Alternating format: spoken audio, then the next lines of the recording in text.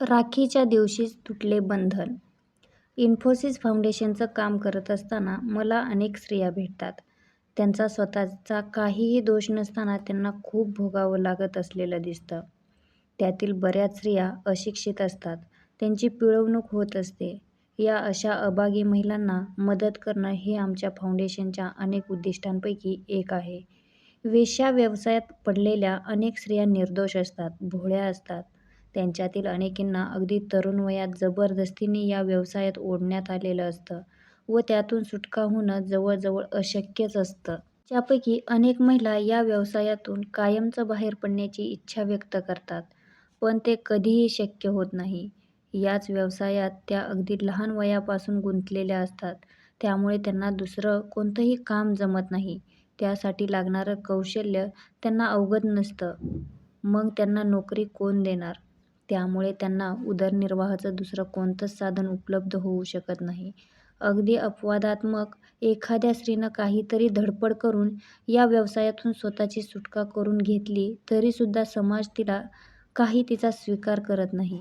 गेली काही वर्ष या अभागी महिलांसाठी काम करण्याचा मला अनुभव आहे.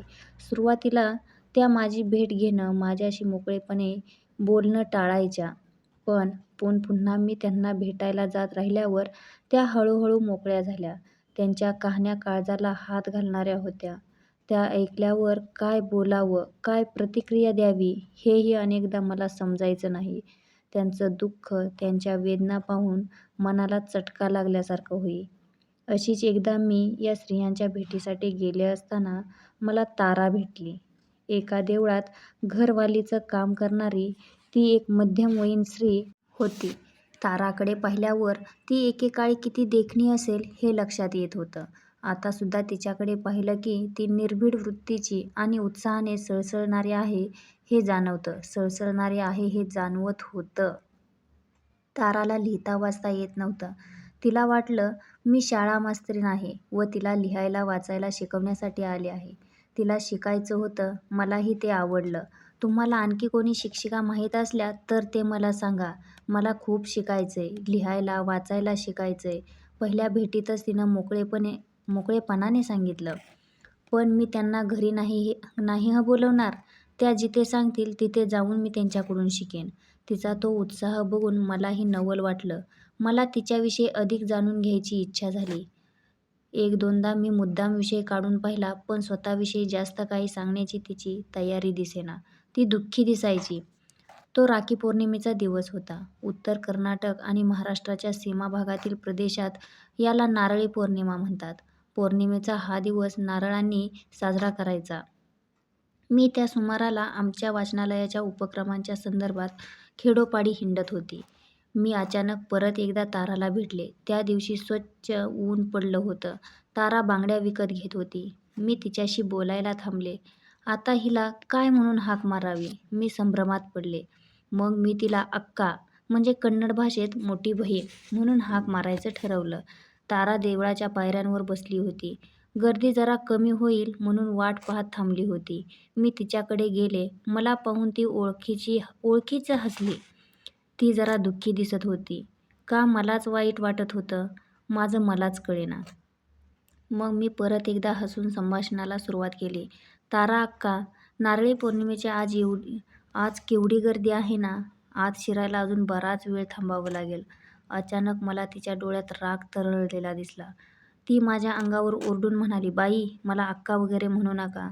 मला त्या शब्दाची चीड आहे. ही भावा-बहिणीची नाती तुमच्या जगात असतील, आमच्यात नाही. तेव्हा परत मला असलं काही म्हणू नका. तुम्ही मला तारा म्हणा किंवा ताराबाई म्हणा, पण तारा अक्का म्हणू नका. आमच्या जगात फक्त एकच नातं असतं, पुरुष आणि स्त्रियांचं नातं. माझ्या डोळ्यात पाणी आलं.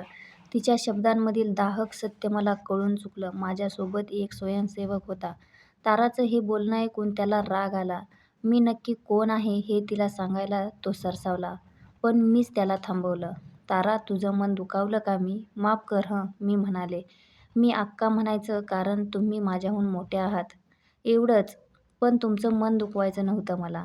माझ्या शब्दांनी वातावरण एकदम बदलून गेलं. तारा हमसाहमशी रडू लागली. तिच्या आसवांनी तिच्या इरकली साडीचा पदर ओलाचिंब झाला.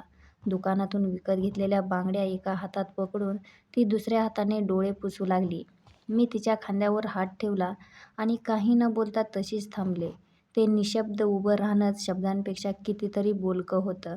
थोड्या वेळानं तिचं रडणं थांबलं, पण अजूनही ती खूप दुःखी दिसत होती. मी माझ्याबरोबरच मुलाला तिच्यासाठी चहा घेऊन येण्यास सांगितलं. थोड्या वेळानं तारा शांत झाली. ती म्हणाली, मास्तरीणबाई, मी तुमच्याशी उर्मटपणे वागले. मला माफ करा. तुमची काहीच चूक नाही. उलट तुम्ही मला अक्का म्हणून हाक मारून मलाच मोठेपणा दिलात. आजवर माझ्याशी इतकं चांगलं कोणीच बोललेलं नाही. लोक मला किती वेगवेगळ्या नावांनी हाका मारतात. मी माझ्या तोंडानं तुम्हाला ती सांगणार सुद्धा नाही. काय वाटेल ते बोलतात. पण तुम्ही अक्का म्हणालात आणि लहानपणीची आठवण आली. मग तारा भरभरून बोलली. आपल्या गरिबीविषयी बोलली. आपले आई-वडील साथीच्या रोगात कसे मृत्युमुखी पडले ते तिनं सांगितलं. तिला केवळ एक लहान भाऊ उरला होता. खरं तर ती त्यावेळी स्वतःच इतकी लहान होती, पण धाकट्या भावाचा सांभाळ करण्यासाठी तिनं मोलमजुरीचं काम पत्करलं. ती 12 वर्षाची झाली आणि तिचा भाऊ 11 वर्षाचा.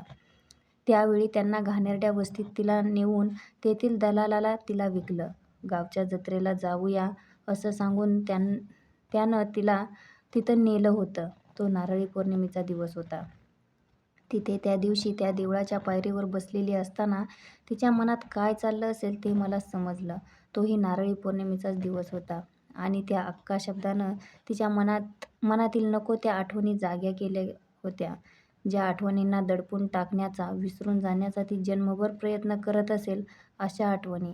राखी म्हणजे काही बहिणीने भावाच्या मनगटावर नुसता राखीचा धागा बांधणं नव्हे, भावा-बहिणीमधील पवित्र बंधाचं ते प्रतीक आहे. आणि ताराचा काही दोष नसताना तिच्या स्वतःच्या भावानंच तिला पापाच्या गर्तेत लोटून दिलं होतं, तेही राखी पौर्णिमेच्या दिवशी.